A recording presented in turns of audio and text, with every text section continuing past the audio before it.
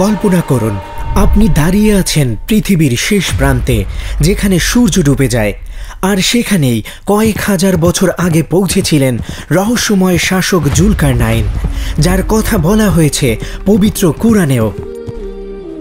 পরিচয়ের চেয়েও বিস্ময়কর ছিল তার সফর। তিনি নির্মাণ করেছিলেন এক মহাপ্রাচীর, যাতে রুখে দেয়া যায় দুনিয়ার সবচেয়ে ভয়ঙ্কর ইয়াজুজ মাজুজ জাতিকে। কিন্তু প্রশ্ন হলো, তিনি আসলে কে ছিলেন? পারস্যের সাইরাস দ্য গ্রেট নাকি Alexander the great?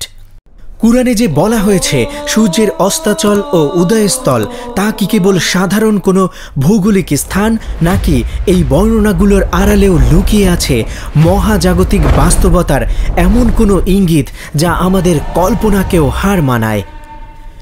Ashraful মাখলুকাত প্রকাশনের Zulkarnain বইটি এসব প্রশ্নের উত্তর খুঁজে আনে ইতিহাস, প্রত্নতত্ত্ব ও বৈজ্ঞানিক বিশ্লেষণের আলোকে, যা প্রমাণ করে কুরআনের প্রতিটি আয়াতেই লুকিয়ে আছে রহস্য ও অনন্ত জ্ঞান।